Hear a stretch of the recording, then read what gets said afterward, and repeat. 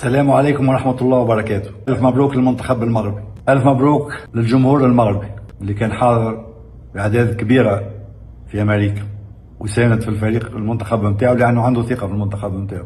مبروك المسؤولين المغاربة ملكا وحكومة وشعبا. لماذا نقول ملكا وحكومة وشعبا؟ لأن المنتخب المغربي موصولش صدفة للمستوى هذا، ما ثماش حظ. المنتخب المغربي عنده سنين وسنين قاعد يشتغل ويخدم صمت. هناك مخطط للكرة المغربية، والمغرب ما نجحتش الا في كرة القدم، في المجالات الكل نجحت في المغرب، لكن نحكيو على المجال نتاعنا هو كرة القدم.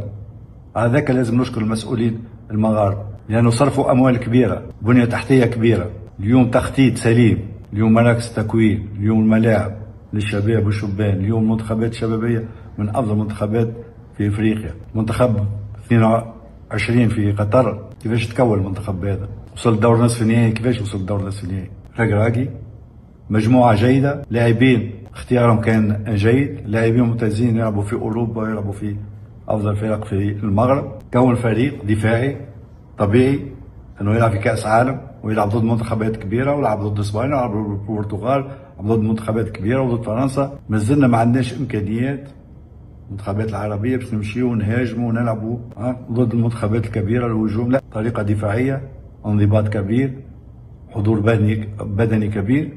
عملنا المرتدات، لعبوا على المرتدات، فازوا، وصلوا الدور نصف النهائي. في ناس قالوا هذا صدفة. المغرب صعيب إعادة الملحمة متاع 22. في 26 المنتخب المغربي هو اللي يسيطر على البرازيل، هو اللي يسيطر على هولندا، هو اللي يسيطر في المباريات الكل. يعني نشوفوا وين وصل بعد 4 سنوات، وين وصل المنتخب المغربي. يعني ما ثماش صدفة، فما عمل، والعمل هو اللي وصل المنتخب المغربي للمستويات. اليوم المنتخب المغربي هو اللي يفرض اسلوبه ضد هولندا اللي خلقت الكره، هولندا اللي خلقت الكره الشامله، ضد المنتخب المغربي يدافع. المغرب هو اللي فرض اسلوبه، المغرب هو اللي سيطر على المباراه. ضد البرازيل ربع ساعه، 20 25 30 دقيقه الاولى البرازيل مش موجوده، المغرب هي البرازيل. لهنا تغيرت الامور، لانه يعني المنتخب وضع على السكه.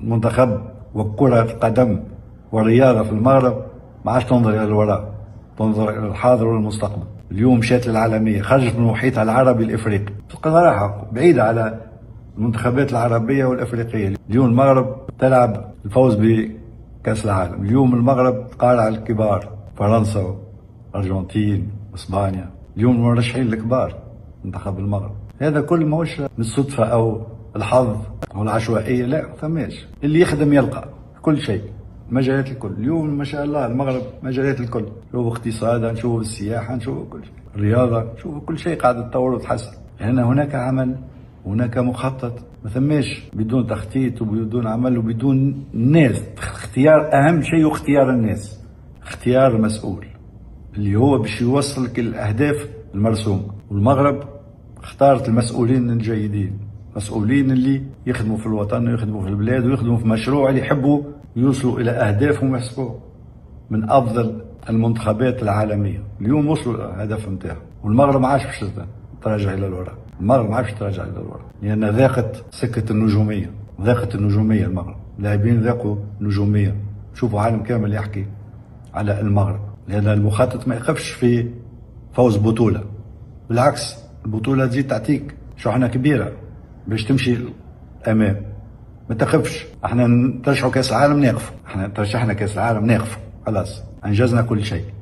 نلعبوا كاس العالم ونخرجوا من الدوري الاول، بعد 4 سنين نمشيوا كاس العالم ناقف، خلاص ما نعملوا شيء، ما نقدموش، ما نقولوش بعد كاس العالم شنو استفدنا، وين باش نروحوا، وشنو اللي حضرنا لكاس العالم القادم. لا، انا اهم شيء ترشحنا، نمشيوا كاس العالم، نخسروا نربحوا. لا تقييم، كله كذب، تقييم ما ثماش تقييم. شكون باش يقيم؟ الفاشل ما يقدرش يقيم، الفاشل ما يقدرش يقيم.